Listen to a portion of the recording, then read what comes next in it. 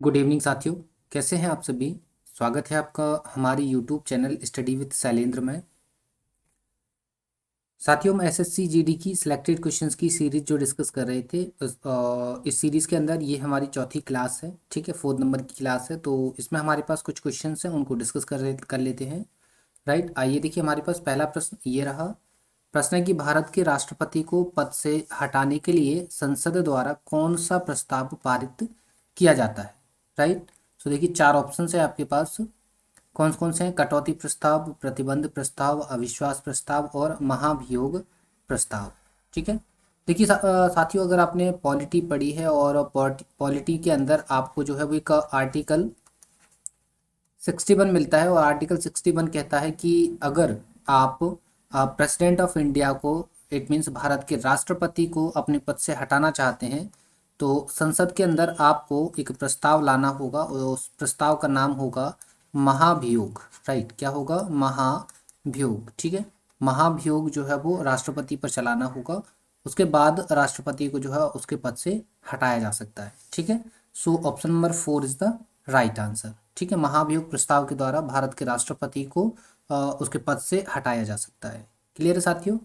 तो हम next question पर चल सकते हैं। देखिए नेक्स्ट क्वेश्चन देख लीजिए। नेक्स्ट क्वेश्चन है कि स्कर्वी रोग किस विटामिन की कमी के कारण होता है। ठीक है, ये कुछ ऑप्शंस हैं आपके पास। विटामिन डी, विटामिन के, विटामिन ए और विटामिन सी। ठीक है, तो देखिए साथियों, स्कर्वी रोग जो होता है ना, स्कर्वी रोग होता है विटामिन सी की कमी से। ठीक है, स्कर्वी रोग होता है किससे? विटामिन सी की कमी से। तो option number C is the right, sorry, option number 4 is the right answer. ठीक है, बट जो विटामिन सी से स्कर्वी रोग होता है। बाकी के विटामिन का देख लीजिए। विटामिन ए से आप जानते हैं, अगर विटामिन ए की कमी आपके अंदर होती है, डिफिशियंसी आती है, तो रतौंधी हो जाता है। विटामिन के की अगर आपके अंदर डिफिशियंसी आती है तो आपके अंदर जो है वो रक्त का धक्का नहीं जमता है। ठीक है, और अगर विटामिन डी की कमी आती है तो आपको सूखा रोग हो जाता है, जिसे हम रिकेट्स बोलते हैं। ठीक है, तो ये कुछ ऑप्शंस थे जिनका ये कुछ डिस्क्रिप्शन था। ठीक है, सो option number 4 is the right answer. आपको ऑप्शन समझ में आ गया है। ठीक है, तो नेक्स्ट क्वेश्चन देख लीजिए। नेक्स्ट क्वेश्चन है कि पीएच स्केल का उदासीन मान कितना होता है। ऑप्शन देख लीजिए, ये 4 ऑप्शन हैं आपके पास। 7 से कम, 7 से अधिक, 14 के बराबर और 7 के बराबर। ठीक है, देखिए पीएच स्केल होती है कि पीएच स्केल में क्या होता है। पीएच स्केल होती है, पीएच स्केल एक ऐसी स्केल होती है जिस पर कोई भी सॉल्यूशन जो विलयन होता है, कोई भी विलयन जो होता है, उस विलेन के बारे में हम ये पता कर सकते हैं कि वो एसिडिक है या बेस है। राइट, मतलब या तो क्या अगर कोई विलेन है वो या तो अम्लीय है या फिर क्षारीय है। अगर ये प्रकृति पता करना है तो हमको पीएच स्केल का यूज़ करना होता है। ठीक है, जिसमें यहाँ पर 7 होता है, और इस साइड जो है वो 7 से लेस होता है, और इस साइड 7 से मोर होता है। ठीक है, यहाँ पर जो है वो 14 होता है, और यहाँ पर 0 होता है। ठीक है, अगर कोई भी विलयन का पीएच मान अगर 7 से कम जा रहा है तो वो हो जाएगा कैसा? अम्लीय। ठीक है, अगर पीएच मान 7 से ऊपर जा रहा है तो वो हो जाएगा क्या? क्षारीय। ठीक है, और अगर 7 पे रह जा रहा है तो वो हो जाएगा उदासीन। ठीक है, तो हमको क्या बताना था? पीएच स्केल पर उदासीन मान, और पीएच स्केल पर उदासीन मान कितना होता है? 7। ठीक है, तो पीएच स्केल पर उदासीन मान कितना हो जाएगा? 7 के बराबर। ठीक है, सो option number 4 is the right answer. ठीक है, अगर 14 के बराबर होगा तो स्ट्रॉन्ग क्षार होगा। ठीक है, स्ट्रॉन्ग क्षार होगा। 7 से अधिक होगा तो क्षार होगा। 7 से कम होगा तो अम्ल होगा। ठीक है, ये कुछ पीएच स्केल पर हम मालूम कर सकते हैं। ठीक है, सो 7 के बराबर अगर पीएच मान है तो फिर वो जो सॉल्यूशन है वो उसका वो जो है वो उदासीन है, न्यूट्रल है। क्लियर है? सो ऑप्शन नंबर क्वेश्चन नंबर 3 जो है वो आपको समझ में आ गया है, और इसका option number 4 is the right answer. Clear है? चलिए नेक्स्ट क्वेश्चन देख लीजिए। क्या है कि किस भारतीय राज्य में हॉर्नबिल त्योहार मनाया जाता है। ऑप्शन देख लीजिए, 4 ऑप्शन हैं आपके पास। मणिपुर, सिक्किम, त्रिपुरा और नागालैंड। ठीक है, तो देखिए हॉर्नबिल त्योहार जो है वो नागालैंड के अंदर मनाया जाता है। ठीक, कहाँ पे मनाया जाता है? नागालैंड के अंदर। सो नागालैंड जो है वो हमारे पास ऑप्शन नंबर 4 में अवेलेबल है। सो option number 4 is the right answer. Clear है। देखो ये फैक्चुअल क्वेश्चन है, इसके बारे में हम ज़्यादा डिस्कस कर नहीं सकते हैं। ठीक है। सो नागालैंड जो है वो इसका राइट आंसर हो जाएगा। क्लियर है। तो नेक्स्ट क्वेश्चन देख लीजिए। क्वेश्चन नंबर 4 क्या है कि उच्चतम गुणवत्ता वाला कठोर कोयला निम्न में से कौन सा है। चार ऑप्शन हैं आपके पास, लिग्नाइट, एंथ्रेसाइट, पीट और बिटुमिनस। ठीक है। देखिए अगर कोयले की बात करें तो कोयला जो है पर टोटल 4 प्रकार का होता है, जिसमें सबसे पहले आता है एंथ्रेसाइट। सबसे बेस्ट क्वालिटी होती है ये, और इसमें नमी जो है वो लगभग 0 to 5% के अप्रॉक्स होती है, मतलब नमी ना के बराबर ही होती है। ठीक है। तो जलते टाइम धुआं नहीं देता ये। ठीक है। और 100% कैपेसिटी के साथ ये जलता है, और हीट जो है वो ज़्यादा जनरेट करता है। फिर आता है बिटुमिनस। ठीक है। सेकेंड जे बिटुमिनस जो भारत में सबसे ज़्यादा पाया जाता है। फिर इसके अलावा आता है लिग्नाइट। लिग्नाइट और फिर आ जाता है पीट। ठीक है। पीट जो है वो दलदली क्षेत्रों में मिल जाता है, दलदली क्षेत्रों में मिलता है, क्योंकि इसमें नमी बहुत ज़्यादा होती है इस कोयले के अंदर। ठीक है। सो यहाँ पर सबसे बेस्ट क्वालिटी कौन सी है, एंथ्रेसाइट की है, जो कि भारत में कारगिल के अंदर मिल जाता है आपको। ठीक है। कारगिल में भारत का 2% जो है वो आपको एंथ्रेसाइट मिल जाता है। क्लियर। वैसे भारत में बहुत ही कम एंथ्रेसाइट मिलता है, कोयला मिलता है, एंथ्रेसाइट कोयला मिलता है, लेकिन कारगिल के अंदर एंथ्रेसाइट कोयला आपको मिल जाता है। ठीक है। सो यहाँ पर एंथ्रेसाइट ये रहा। So anthracite is the best quality of koyla. ठीक है। So anthracite is the right answer. So option number second is the right answer. Clear है। चलिए नेक्स्ट क्वेश्चन देख लीजिए। नेक्स्ट क्वेश्चन देखेंगे अगर हम, तो नेक्स्ट क्वेश्चन क्या है कि ऐतिहासिक घटनाओं का सही ऐतिहासिक घटनाओं को सही क्रमानुसार लगाइए। ठीक है।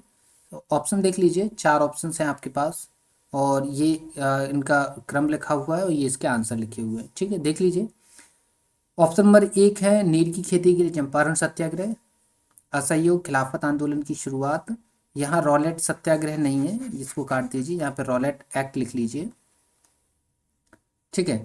और साइमन कमीशन का भारत में आगमन। ठीक है। देखिए इनको सही क्रम में तो आप तब लगा पाएंगे जब इनका डेट, एग्जैक्ट डेट मालूम होगी कि चंपारण सत्याग्रह कब हुआ था, असहयोग खिलाफत आंदोलन कब हुआ था, रॉलेट एक्ट कब आया था, साइमन कमीशन भारत कब आया था। जब आपको ये मालूम होगा तो फिर आप इजीली इसको जो है वो सॉल्व कर पाएंगे। देखिए चंपारण सत्याग्रह की बात करें तो चंपारण सत्याग्रह 1917 के अंदर बिहार बिहार में हुआ था। नील की खेती के लिए महात्मा गांधी ने किया था। असहयोग आंदोलन की बात करें तो ये 1920 में हुआ था। खिलाफत आंदोलन और असहयोग आंदोलन दोनों एक साथ स्टार्ट हुए थे। ठीक है। मतलब खिलाफत पहले स्टार्ट हो गया था, बाद में असहयोग आंदोलन और खिलाफत आंदोलन दोनों एक हो गए थे। ठीक है। रॉलेट एक्ट की बात करें तो ये 1919 के अंदर आया था। और साइमन कमीशन की अगर हम बात करें तो साइमन कमीशन भारत में 1928 में आया था। ठीक है। तो अब इजीली आप समझ पा रहे हैं कि कौन सा नंबर पहले आएगा, कौन सा बाद में आएगा। सबसे पहले नील की खेत चंपारण सत्याग्रह होगा 1917, तो ऑप्शन नंबर फर्स्ट पहले आना चाहिए। देखो ऑप्शन नंबर फर्स्ट इन दोनों में है। फिर ऑप्शन नंबर थर्ड आना चाहिए, तो देखो ऑप्शन नंबर फर्स्ट और थर्ड इसमें है। फिर सेकेंड एंड फिर फोर्थ आना चाहिए। ठीक है। सो option number 3 is the right answer यहाँ पर। देख लीजिए। ठीक है। तो आपको समझ में आ गया होगा ये वाला क्वेश्चन कि इसको हमने कैसे सजेस्ट किया। क्लियर है। सो option number 3 is the right answer. फिर हम नेक्स्ट क्वेश्चन देख सकते हैं। क्लियर है। नेक्स्ट क्वेश्चन देख लीजिए। क्वेश्चन क्या है, निम्न में से किस पर उत्पाद शुल्क लगाया जा सकता है। देखिए चार ऑप्शन हैं आपके पास। किस पर लगाया सकता है, किसी कंपनी के राजस्व पर, वस्तु एवं सेवाओं के आयात पर, वस्तु एवं सेवाओं के निर्यात पर, और निर्मित वस्तुओं पर। ठीक है। देखिए उत्पाद शुल्क हमेशा याद रखिए फिनिश गुड्स पर लगाया जाता है। किस पर लगाया जाता है, फिनिश गुड्स पर। मतलब जो प्रोडक्ट बनकर तैयार हो चुका है, निर्मित हो चुका है, उस पर आप उत्पाद शुल्क लगाया जा सकता है। ठीक है। तो यहाँ पर देखो निर्मित वस्तुएं लिखा है, निर्मित उत्पाद, तो यहाँ पर निर्मित उत्पाद पर जो है वो उत्पाद शुल्क लगाया जा सकता है। ठीक है। सो option number 4 is the right answer. Clear. ये तो छोटा सा सोचने वाला क्वेश्चन है। अगर आप जनरली अगर डेली आप करंट अफेयर्स पढ़ते हैं तो आपको समझ में आ जाएगा कि उत्पाद शुल्क किस पर लगाया जाता है, फिनिश गुड्स के ऊपर लगाया जाता है, निर्मित वस्तुओं पर लगाया जाता है, निर्मित उत्पाद पर लगाया जाता है। ठीक है। सो option number 4 is the right answer. ठीक है। तो हम इस पर ज़्यादा डिस्कस करते नहीं हैं, क्योंकि यहाँ पर कोई डिस्कशन करने के लिए कुछ खास है नहीं। ठीक है। और हम ज़्यादा चीज़ें आपके साथ डिस्कस यहाँ पर इसलिए नहीं करते हैं क्योंकि हमारा वीडियो ऑलरेडी 25 या 30 मिनट के एवरेज पे जो है वो पहुंच जाता है। ठीक है, ज़्यादा डिस्कस करेंगे तो फिर वो और आगे चला जाएगा, तो फिर हम नहीं चाहते कि वीडियो जो है वो 30 मिनट से ज़्यादा लंबा जाए। ठीक है ना। चलिए तो नेक्स्ट क्वेश्चन देख लीजिए। नेक्स्ट क्वेश्चन, क्वेश्चन नंबर 8 है कि सचिन तेंदुलकर ने कहाँ पर किस देश के साथ खेलते हुए 100वां शतक जो है वो बनाया था। ठीक है, देखिए ऑप्शन देख लीजिए। चार option: Perth stadium West Indies, Eden garden New Zealand, Sydney cricket ground Australia, शेरे बांग्ला स्टेडियम बांग्लादेश। ठीक है, तो देखो सचिन तेंदुलकर ने अपना जो 100वां शतक बनाया था वो शेरे बांग्ला स्टेडियम, जो कि बांग्लादेश में है। बांग्लादेश में एक जगह पड़ती है मीरपुर, ये मीरपुर में जो है वो स्टेडियम है। तो शेरे बांग्ला स्टेडियम में सचिन तेंदुलकर ने जो है वो 100वां शतक बनाया था। क्लियर है। सो option number 4 is the right answer. Clear. तो ये देखो छोटे छोटे पॉइंट्स हैं, ये करंट अफेयर उस टाइम के, मतलब अब तो ये स्टैटिक जीके के अंदर आ जाएंगे।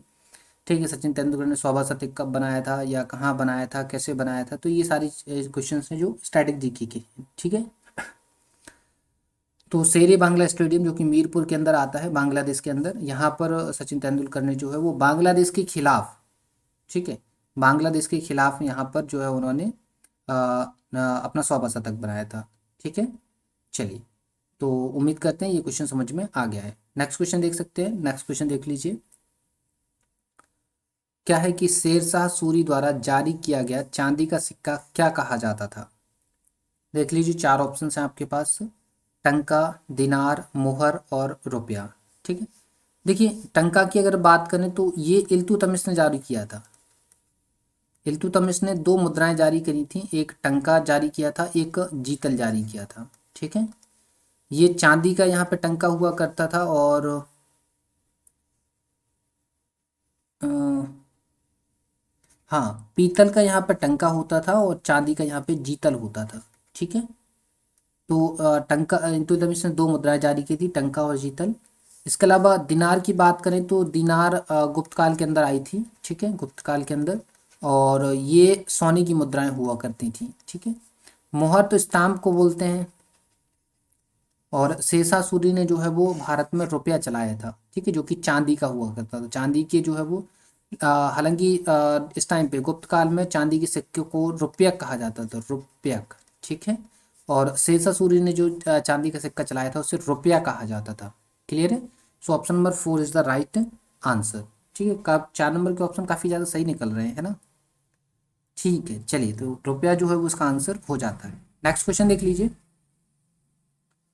क्या है मलाला यूसुफजई की जीवनी पर बनी फिल्म का नाम क्या है। ठीक है, चार ऑप्शंस हैं आपके पास: Fidaa, Gul Makai, the social network, the aviator. Right. So देखिए मलाला यूसुफजई की अगर आप बात करें, मलाला यूसुफजई की बात करें तो ये जो है ना साथियों, ये पाकिस्तानी एजुकेशन एक्टिविस्ट हैं। ठीक है, एक्टिविस्ट हैं, और इन्होंने 2014 के अंदर नोबेल पीस प्राइज जीता था। नोबेल पीस प्राइज जो है इनने जीता था, और इनके ऊपर फिल्म भी बनी है। तो फिल्म का नाम, इनकी फिल्म का नाम गुल मकई है। ठीक है, फिल्म का नाम क्या है, गुल मकई।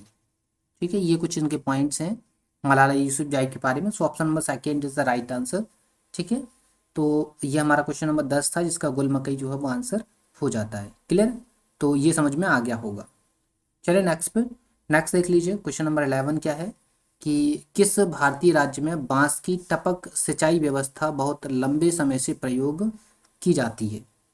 ऑप्शन देख लीजिए, चार ऑप्शन है आपके पास: मेघालय, तेलंगाना, छत्तीसगढ़ और महाराष्ट्र। ठीक है, तो देखिए बांस की जो टपक सिंचाई का यूज़ है ना वो मेघालय के अंदर होता है। होता क्या है कि ये लोग क्या करते हैं, मेघालय में जो झरना होता है ना, झरने से पानी को सीधा अपने खेतों तक लेकर आते हैं, और खेतों तक बांस के थ्रू लेकर आते हैं।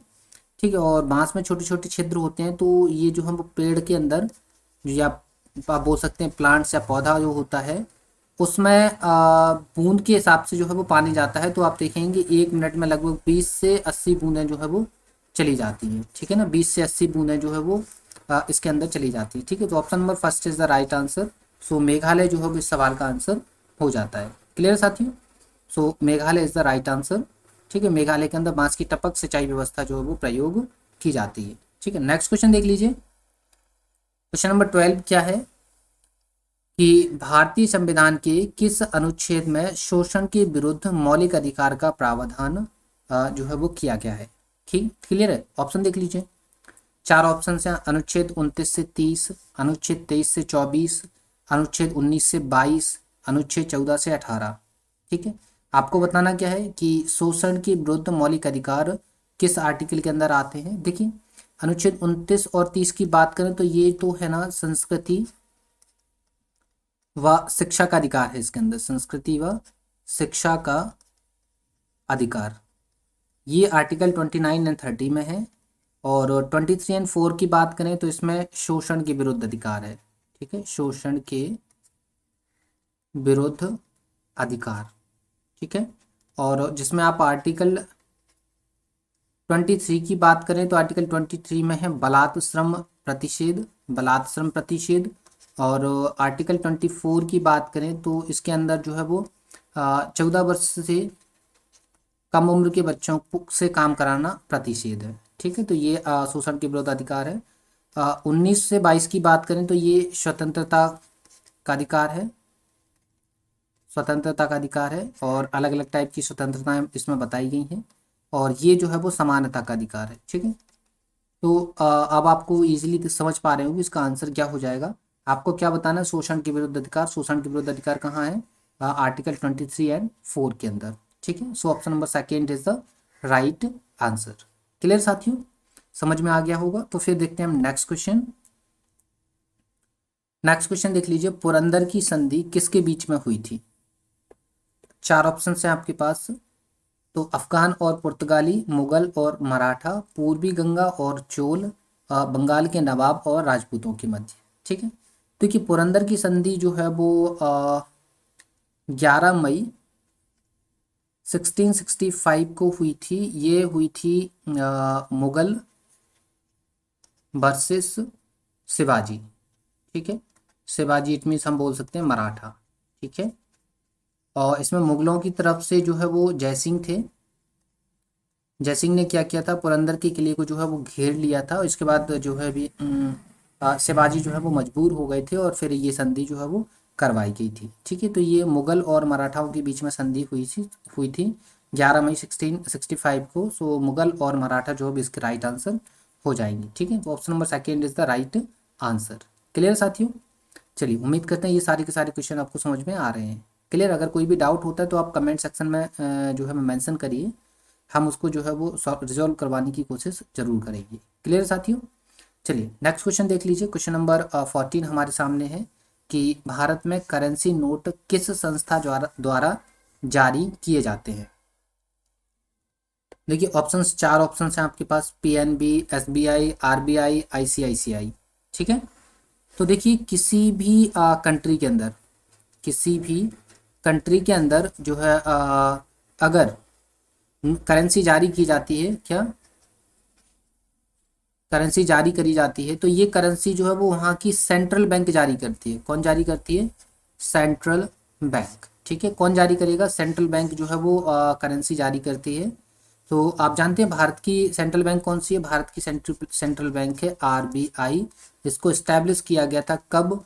1 अप्रैल 1934 में। राइट, 1 अप्रैल 1934 में ये बनकर तैयार हो जाती है। ठीक है, so RBI is the right answer. ठीक है, आरबीआई यहाँ पर रिजर्व बैंक ऑफ इंडिया के नाम से जानी जाती है। ठीक है, क्लियर है? तो ऑप्शन नंबर 3 जो है वो राइट आंसर हो गया। उम्मीद करते समझ में आ गया है। ठीक है, पीएनबी, एसबीआई, आईसीआई के बारे में भी डिस्कस करने के लिए बहुत कुछ है, लेकिन यहाँ पर हम डिस्कस नहीं करेंगे। आपको पता है कि हम मेन रीज़न क्या है कि हम नहीं चाहते कि हमारा वीडियो जो 30 मिनट से ऊपर का जाए, तो ज़्यादा डिस्कस नहीं कर सकते हैं। लेकिन फिर भी अगर आप किसी भी स्पेशल टॉपिक के बारे में या किसी भी ऑप्शन के बारे में ज़्यादा जानना चाहते हैं तो आप कमेंट सेक्शन में ज़रूर मेंशन करिए। हम आपके लिए स्पेशल वीडियो बना के देंगे उसमें, और उसकी जितनी भी डिटेल हम आपको प्रोवाइड करवा सकते हैं सारी डिटेल आपको प्रोवाइड करवा दी जाएगी। क्लियर है? तो थोड़ा सा आपको सपोर्ट करना होगा हमको। ठीक है, चलिए, तो उम्मीद करते हैं आप हमारे साथ जुड़े रहेंगे और ऐसे ही प्यार बनाए रखेंगे। ठीक है, तो नेक्स्ट क्वेश्चन देख लेते हैं। क्वेश्चन नंबर 15 क्या है कि काजीरंगा राष्ट्रीय उद्यान किस राज्य में है? तो देख लीजिए, चार ऑप्शन हैं आपके पास, बिहार, मध्य प्रदेश, असम और राजस्थान। ठीक है, ये चार आपके पास ऑप्शंस है। इसमें देखिए, काजीरंगा जो राष्ट्रीय उद्यान है ना, ये आता है असम के अंदर। और ये जो अपना फेमस है ना, वो एक सींग वाले गैंडे के लिए फेमस है। एक सींग वाले गैंडे के लिए काफ़ी ज़्यादा फेमस है। ये प्रश्न भी कई बार बन जाता है कि एक सींग वाला गैंडा कहाँ पर फेमस है या किस राष्ट्रीय उद्यान में पाया जाता है। तो आंसर हो जाता है आपका काजीरंगा राष्ट्रीय उद्यान। क्लियर है साथियों? ठीक है, सो option number 3 is the right answer. यहाँ पर जो है वो असम जो है वो राइट आंसर हो जाता है। क्लियर साथियों? तो उम्मीद करते हैं आपको ये कुछ क्वेश्चन भी समझ में आ गया है। नेक्स्ट क्वेश्चन देखें, मध्य प्रदेश के अंदर भी काफ़ी सारे राष्ट्रीय उद्यान हैं और अभयारण्य भी हैं, तो हम उनको यहाँ पर डिस्कस नहीं कर सकते, राइट। लिस्ट भी आपको प्रोवाइड नहीं करवा पाएंगे अभी तो फिलहाल। लेकिन अगर आप चाहते हैं कि मध्य प्रदेश के कौन कौन से राष्ट्रीय उद्यान हैं, बिहार के कौन से, राजस्थान के कौन से हैं, तो ये आप कमेंट सेक्शन में मेंशन करिए, हम वो आपको प्रोवाइड करवा देंगे। क्लियर है? चलिए नेक्स्ट क्वेश्चन पर चलते हैं। क्या है कि भारत सरकार द्वारा निम्न भाषा को शास्त्रीय भाषा घोषित किया गया है? ठीक है, ऑप्शन देख लीजिए। आपके पास चार ऑप्शन हैं, मराठी, ओडिया, पाली और हिंदी। तो देखिए, अभी तक अगर शास्त्रीय भाषा की बात करें, शास्त्रीय भाषा की अगर हम बात करें, तो अभी तक भारत में टोटल 6 शास्त्रीय भाषाएं हैं। ठीक है, कितनी शास्त्रीय भाषाएं हैं? 6 हैं। कौन कौन सी हैं? तमिल है एक, इसको 2004 में भारत की शास्त्रीय भाषा घोषित किया गया था। इसके अलावा संस्कृत है। ठीक है, संस्कृत है, इसको कब 2005 के अंदर बताया गया था। और एक है कन्नड़, इसको 2008 के अंदर शास्त्रीय भाषा घोषित किया गया था। फिर है तेलुगु। ठीक है, इसको 2008 के अंदर बनाया गया था। और एक है मलयालम, मलयालम। ठीक है, ये 2013 के अंदर शास्त्रीय भाषा घोषित करी गई थी। और एक है ओडिया, इसको जो है 2014 के अंदर भारत की शास्त्रीय भाषा घोषित किया गया था। अब इस हिसाब से आप देख लीजिए, इसमें ऑप्शन में सिर्फ ओडिया है, इन 6 लैंग्वेजेस में से सिर्फ ओडिया लैंग्वेज है, तो ओडिया जो है वो इसका आंसर हो जाएगा। ठीक है, सो ओडिया भारत सरकार की शास्त्रीय भाषा घोषित करी गई थी। क्लियर है? तो उम्मीद करते हैं ये चीज़ आपको समझ में आ गई है, और इसको भी आप नोट कर लेंगे तो ये आपके लिए आगे चलकर इन फ्यूचर जब इस टाइप के अगर प्रश्न बनते हैं तो आपके आंसर गलत नहीं होंगे। ठीक है, तो नेक्स्ट क्वेश्चन देख लीजिए। क्या है कि निम्न में से कौन सी संस्था उष्णकटिबंधीय वनों के चिर स्थायी प्रबंधन एवं संरक्षण को प्रोत्साहित करती है? ठीक है ना, सो चार ऑप्शंस हैं आपके पास, देख लीजिए। World Wide Fund for Nature, International Tropical Timber Organization, Greenpeace, United Nations Forum on Forest. ठीक है, ये चार संस्थाएं, तो आपको बताना उष्णकटिबंधीय वनों के चिरस्थायी प्रबंधन एवं संरक्षण को कौन सी संस्था प्रोत्साहित करती है। तो यहाँ पर इंटरनेशनल ट्रॉपिकल टिम्बर ऑर्गेनाइजेशन ऐसी संस्था है जो ये सारे काम देखती है। ठीक है, सो option number second is the right answer. ठीक है, ये स्टैटिक जी के क्वेश्चन हैं, जो कुछ ऐसे क्वेश्चन होते हैं जिनके बारे में हम ज़्यादा डिस्कस कर नहीं सकते हैं, ये आपको खुद से सीखनी होंगे। यहाँ पर हम डायरेक्ट आंसर आपको बता सकते हैं। ठीक है, तो उम्मीद करते हैं ये आंसर समझ में आ गया है। ठीक है, नेक्स्ट क्वेश्चन देख लीजिए। क्वेश्चन नंबर 18 हमारे सामने है। क्या है कि निम्न में से किस व्यक्ति को भारतीय फिल्म उद्योग के जनक के रूप में जाना जाता है? ऑप्शन देख लीजिए। देवानंद, राजेश खन्ना, दादा साहब फाल्के, अमिताभ बच्चन। ठीक है, तो देखिए, दादा साहब फाल्के जो हैं वो भारतीय फिल्म उद्योग जगत के अंदर काफ़ी ज़्यादा इनकी महत्वपूर्ण भूमिका रही है। तो इनको भारतीय फिल्म उद्योग का जनक कहा जाता है। फादर ऑफ फिल्म इंडस्ट्री जो है वो दादा साहब फाल्के को कहा जाता है। इनके ऊपर एक पुरस्कार भी दिया जाता है, आपको मालूम होगा, दादा साहब फाल्के पुरस्कार भी दिया जाता है। ठीक है, और ये किस फील्ड में दिया जाता है? ये भी फिल्म के सेक्टर में दिया जाता है, मतलब फिल्म इंडस्ट्री में जो है वो दिया जाता है। क्लियर? ये प्रश्न भी कई बार पूछा जाता है कि दादा साहब फाल्के पुरस्कार का संबंध कहाँ से है, तो आंसर होता है आपका फिल्म उद्योग से। ठीक है, तो उम्मीद करते हैं ये आंसर आपको समझ में आ गया है। नेक्स्ट क्वेश्चन देख लीजिए। नेक्स्ट है कि मैटूर बांध किस नदी पर निर्मित और किस राज्य में स्थित है। चार ऑप्शन हैं आपके पास। नर्मदा नदी मध्य प्रदेश, तुंगभद्रा नदी कर्नाटका, काली नदी कर्नाटक, कावेरी नदी तमिलनाडु। देखिए यहाँ से ऑप्शन से भी काफ़ी सारे क्वेश्चन आपके बन जाते हैं। देखो नर्मदा नदी कहाँ कहाँ पे बहती है, मध्य प्रदेश में, तुंगभद्रा कर्नाटका में, काली कर्नाटका में, कावेरी तमिलनाडु। तो इस टाइप से भी क्वेश्चन तैयार हो गए। अब बात आती है मैटूर बांध पर। तो मैटूर बांध है ना साथियों, ये मैटूर बांध तमिलनाडु के अंदर आता है। कहाँ आता है, तमिलनाडु के अंदर आता है। और ये तमिलनाडु के अंदर कावेरी नदी पर बनाया गया है। कावेरी रिवर के ऊपर जो है वो इसको बनाया गया है। इसके अलावा साथियों तमिलनाडु में कावेरी रिवर के ऊपर बनाया गया है। और ये जो है ना वो तमिलनाडु का सबसे बड़ा बांध है। सबसे बड़ा बांध है किसका, तमिलनाडु का। ठीक है। सो यहाँ पर Kaveri is the right answer. तो कावेरी नदी पर तमिलनाडु के अंदर मैटूर बांध बनाया गया है और ये जो है वो तमिलनाडु का सबसे बड़ा बांध है।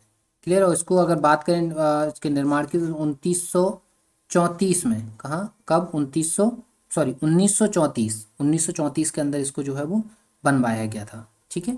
चलिए नेक्स्ट क्वेश्चन और लास्ट क्वेश्चन है हमारे पास 20।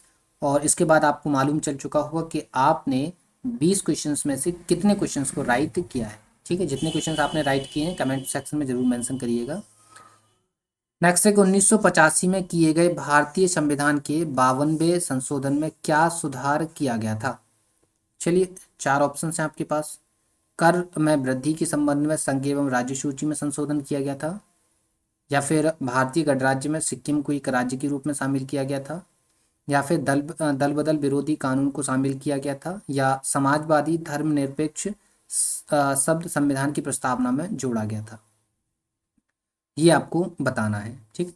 तो देखिए जो 1985 में 52वां संविधान संशोधन हुआ था, ये अनुसूची 10 को लेकर हुआ था। ठीक है। अनुसूची 10 को लेकर हुआ था। अनुसूची 10 को जो है वो 52वें संविधान संशोधन के थ्रू संविधान में जोड़ा गया था। और इसमें जो है वो दल बदल कानून है। कौन सा है, दल बदल कानून। ठीक है। तो इस हिसाब से दल बदल कानून जो है वो 1985 में 52वें संविधान संशोधन के थ्रू लाया गया था। ठीक है। सो option number 3 is the right answer. इसके अलावा समाजवादी धर्मनिरपेक्ष शब्द की बात करें तो ये तो 42वें संविधान संशोधन के थ्रू जो है वो प्रस्तावना में जोड़े गए थे। ठीक है। ठीक है। 42वें संविधान संशोधन, और ये कब हुआ था, ये 1976 में हुआ था। तो 1976 में 42वें संविधान संशोधन के थ्रू भारतीय संविधान की प्रस्तावना में समाजवादी और धर्मनिरपेक्ष शब्द को जोड़ा गया था। क्लियर है साथियों। तो उम्मीद करते हैं ये सारे क्वेश्चन, जो 20 क्वेश्चन हैं आपको समझ में आए हैं और आपने अच्छे से अटेम्प्ट किए हैं। उम्मीद करते हैं आपके 20 में 20 क्वेश्चन सही निकले होंगे। ठीक है। और अगर आपको इस सेशन की PDF चाहिए है तो आपको हमारे टेलीग्राम चैनल को ज्वाइन करना पड़ेगा। और आप हमारे टेलीग्राम चैनल को ज्वाइन कर पाएंगे। इसकी लिंक, टेलीग्राम चैनल की जो लिंक है वो इस वीडियो के डिस्क्रिप्शन में आपको मिल जाएगी। तो आप डिस्क्रिप्शन में जाकर टेलीग्राम चैनल को ज्वाइन कर लीजिए, जहाँ पर इसकी आपको PDF मिल जाएगी। क्लियर है साथियों। और इसके अलावा वीडियो पसंद आए तो वीडियो को लाइक ज़रूर करिए और वीडियो को शेयर करिए, और चैनल को सब्सक्राइब करना तो बिल्कुल भी नहीं भूलना है। चैनल को ज़्यादा से ज़्यादा सब्सक्राइब करिए। ठीक है। अपने दोस्तों को बताइए इस चैनल के बारे में। ठीक है। तो मिलते हैं आपसे नेक्स्ट वीडियो में, तब तक के लिए धन्यवाद।